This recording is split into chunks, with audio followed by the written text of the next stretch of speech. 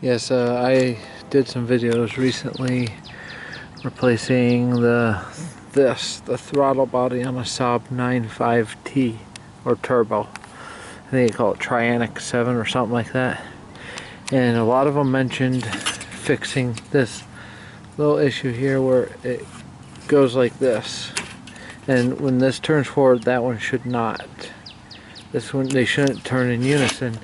And they always said something about this gear, and everyone was shown from this angle installed on their vehicle. I bought the replacement part from Rock Auto, but they didn't have a core charge, so I'm probably going to just scrap this part out. I don't know anyone would buy this for rebuild purposes or not. It's mostly aluminum and there's quite a bit of copper in there, so at any rate, and I'm sure it's like brass or whatever metals worth more than, well, worth saving in, you know, any rate. They always kept saying, go down here, push the end of the spring in, push the end of the spring in, then turn this back. Well, you see, while I had this guy out, I thought, you know, before I screw up the brand new one on my car, why don't I test it out on here? And it failed over and over and over again. It would not do it correctly. I watched the videos over and over, couldn't figure out what I was doing wrong. It was very, very hard to see exactly what they were doing.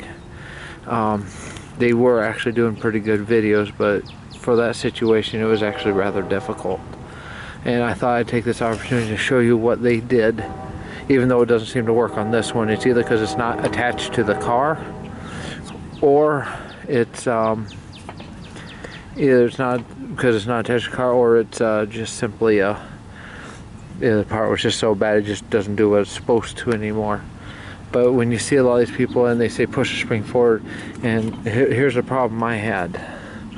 There were two springs here. I was not as familiar with this reset thing. This spring here and this one here, and they kept saying push it, push it.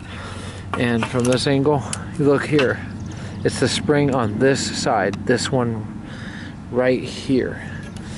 While you push this in and hold it there and you try to turn that, and you should hear a click, and I did it on the one attached to the car, the new one, and it did reset. And I will caution you to have the codes cleared before you reset it. It'll help tremendously. Also, like a dork, when I was working on it, I accidentally, instead of having it in here, I accidentally ran the throttle cable up here, so I was idling about 35-40 miles an hour. Yeah. And well, that was the cheapest fix I've seen in a long time. The only thing is, once you change gears, you really go boom. So I caught it almost right away. So I figured about 40 miles an hour, just because by the time I got to 35, I didn't let it go anymore. But anyway, let me see if it will do it this time on this one or not. Okay, what you're supposed to essentially do is push this forward and turn this spring, turn this gear here, this gear till it clicks.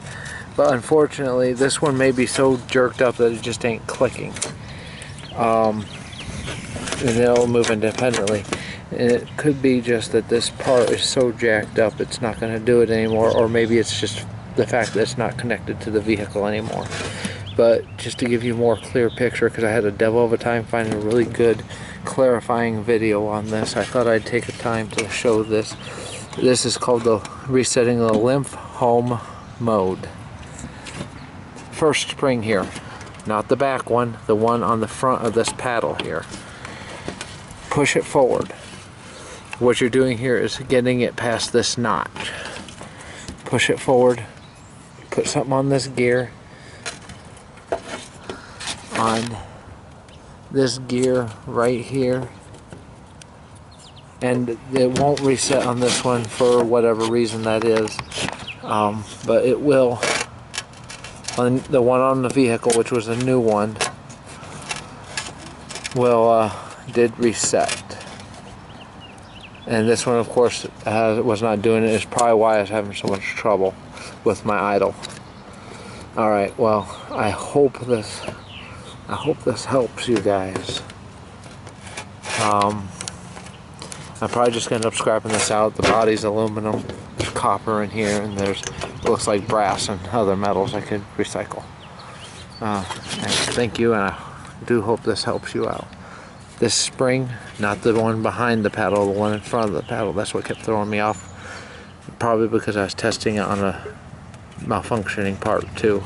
I thought it'd be better to test it on this rather than test it on a perfectly functioning vehicle. Last thing I do is jack up my ride to work. Alright, thanks. There you go.